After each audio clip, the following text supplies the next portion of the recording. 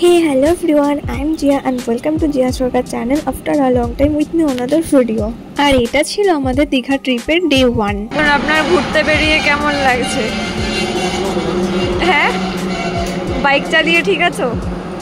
আমাদের জার্নিটা ছিল পুরোটাই হুগলি থেকে দীঘা বাইকে। তো আমি জিজ্ঞাসা করছিলাম তুমি ঠিক আছো কিনা। আর আমরা এখন চায়ের জন্য এখানে দাঁড়িয়ে আছি। কতক্ষণ লাগবে?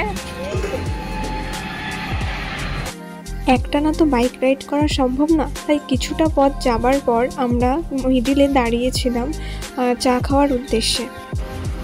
ভালো করে ফোনটা ধরো। ঠান্ডা হয়ে গেছে। আমাদের যেহেতু 4-4.5 ঘন্টা মতো বাইক রাইড করতে হবে, তাই আমরা বেশি দেরি না করে সেখান থেকে বেরিয়ে পড়েছিলাম। আর এটা ছিল কোলাঘাটের ব্রিজ, মেবি আমার এতটা মনে নেই। তোমরা যারা চিনো তারা অবশ্যই কমেন্ট করো। তারপর আমরা কিছুটা পথ যাবার পর আবার দাঁড়িয়েছিলাম। এই থেকে দুপুরবেলায় বেরিয়েছিলাম বলে সন্ধ্যে হতে না হতে আমাদের খিদে পেয়ে গেছিলো, তো আমরা বিরিয়ানি নিয়ে নিয়েছিলাম। আর এটা ছিল তাজপুর যাওয়ার আগের ভিডিও, মানে তাজপুর ঢোকার মুহূর্তে। তো তাজপুরে আমাদের যাওয়ার কারণ ছিল আমাদের আগে থাকতেই হোটেল বুক করা ছিল, মানে কল করে রেখেছিলাম আমরা লেক ভিউতে। তো লেক ভিউতে যখন আমরা পৌঁছাই, জায়গাটা আমাদের খুব একটা ভালো লাগেনি। আর জায়গাটা না খালি খালি ছিল, যেহেতু আমরা অনেক দেরিতে পৌঁছে গেছিলাম এখানে, তো আমাদের ভালো লাগেনি। আমরা এখানকার ভিউটা দেখে তারপর এখান থেকে বেরিয়ে যাই দীঘার উদ্দেশ্যে।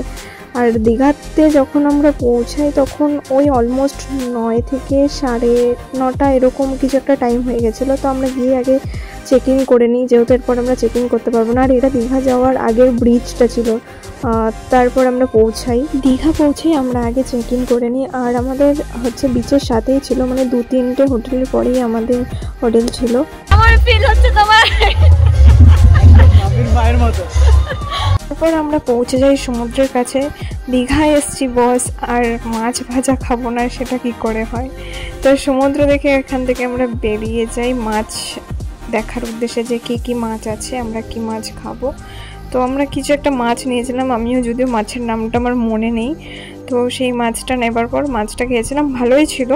আর এটা ছিল দীঘা ডে 1-এর ভিডিও। পরের ভিডিওতে দীঘা ডে 2 আসবে। আর আজকের ভিডিও এই পর্যন্ত। ভালো লাগলে লাইক, কমেন্ট, শেয়ার আর চ্যানেলটিকে সাবস্ক্রাইব করে দিও, আর পেজটিকে অবশ্যই ফলো করে দিও। টাটা।